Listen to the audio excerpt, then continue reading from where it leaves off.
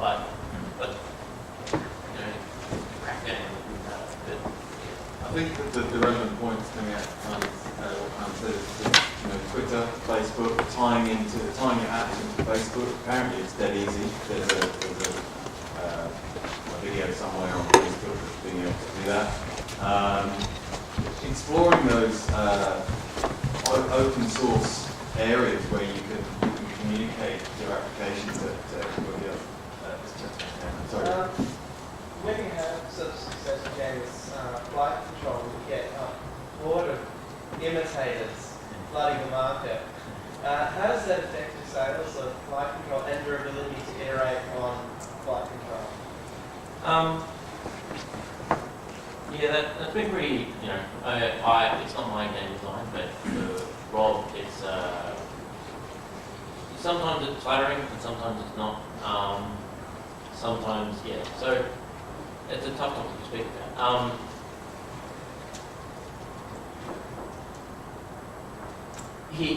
Rob invented the control method in my eyes on that device. If you invent WASD and mouse control, someone's going to use it again. I mean, it's a control method, yeah. So that's fair enough. It's when it's the same game, that's a problem. I think that it's problematic, yeah. So it's a good thing because it's a control method. I mean, using accelerometers, people start using that and go, okay, that's cool. I mean, everyone's going to start to use the line work method. And it's not a problem, it's just that a lot of time we think it's pretty weak how much they don't change, they don't innovate to make money. I mean, there's just some games you go to change the art, you're also, guys, innovate, indie. Just, if you're going to be indie, you're going to innovate yourself as well. I think, based on that sort of comment, people that just go out and copy what's already out there, to back up what Kynan's saying, it's not innovation, it's just copy. And yeah, imitation is the sincerest form of flattery, I suppose, but you're not innovating anything. And the cream will always rise to the top, always. So if you're going to make something that is new, interesting, innovative, and is really top quality and has fantastic gameplay, it's going to do well. And I think a game like Flight Control is a perfect example of that. And all we do is we're trying to coming from mobile as opposed to console, we spend a lot of time thinking about the controls, about how you're going to have to make a fun game with very little code. And so that's what happened with Flight Control, and we're trying to do that again with our next game.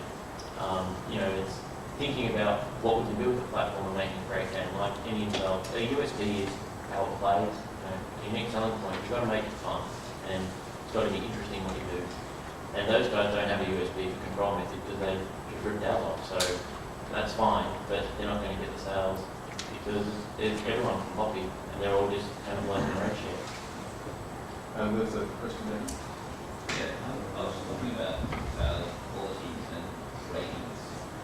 I get the impression that a lot of people pretty much just look like top 25 or top 50 selling games in the App Store, which means that once you're in there, there's this massive positive feedback being pretty much staying there. It's a license to print money, basically. Yeah. So do you think there need to be better rating systems or better quality guys out there, or is there enough stuff? At the moment, the App Store and the way that the rating system works, purely it is price driven. If you're in the top 25, it usually means that you've got a pretty good game, and it's generally quite cheap. If you're lucky enough to have a really good game priced at a decent median level cost, then yeah, it is a license to print money. But it seems to us, they haven't divulged how it works, but from our defining rods, we think that it's numbers of sales, aggregator. We've got a shifting average. It's kind of how it looks, but like if you can look at the sales figures for like probably that PDF, the days of sales and how we were selling every day.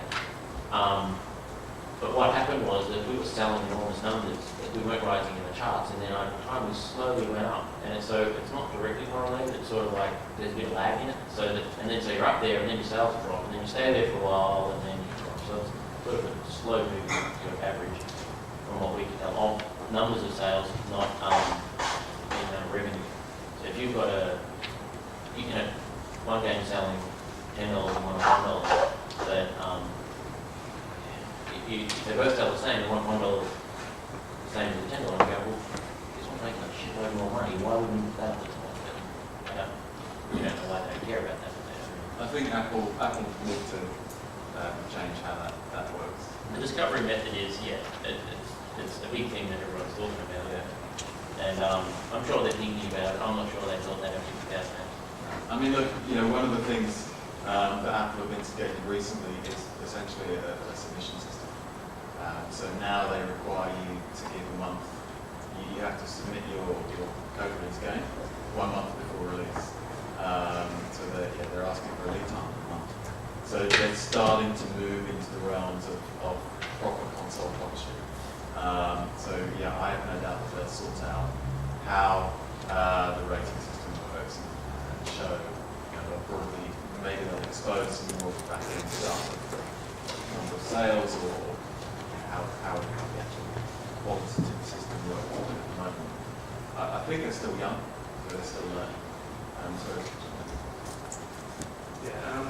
When it comes to for a brand new person to the iPhone development, are there any special tools or techniques that you have to get into use? Like, are there any development iPhones? No, regular iPhone, but you need to speak to Apple about getting provision. It's called getting provision on the iPhone. And you need to, get a developer ID. A Mac and iPhone and $99. It's what you need. There you go. Yeah. So you don't need a specific debugger, iPhone debugger or anything like that. You just go out and buy one in the shops. And off you go. Then get a Mac. What about beta testing or anything like that? Difficult, or is it basically the same? Pretty much the same as anything else. I mean, when you talk about beta testing, do you mean putting it out there to get it beta tested publicly? I've never heard of that. I don't know. You can. We put one of our games to a few friends' iPhones and you can send them specifically to iPhone. The provisioning protocol has, I think, a limit of 99. People you can add their ID and send it out to. If you've got their ID of their device, you can send it to them. So you can do it that way. You just get their ID, do a bill, and send them a bill. You do that. So, Or have a party. First question, how do you launch or release free files on iPhone? I'm thinking of for title to for publisher to try and see what sort of experience, whether or not they'll help with the sales. I'm just wondering, since you guys have already dealt with publishers in the past, do you think it's really involved with the publisher to understand that they also have a certain cut of the revenue that you receive, but all up when you look into the ad sales and having a publisher with you versus not having a publisher, does it help them to find out these days? the results are varied. I think it's, it depends who your publisher is. We've been at, I don't know if you've been talking to the guys at GDC and that's publishers like Chillingo and Freeverse and Yumoko and those guys. Who I haven't. I'm from the publishing side, coming into development. So I think, as kind of say, it is mixed. It depends on a lot of factors. Who the publisher is, what your deal's going to be like, if your product's already finished, if you expect to just get publishing support and marketing dollars, that kind of thing. It depends on a lot of factors.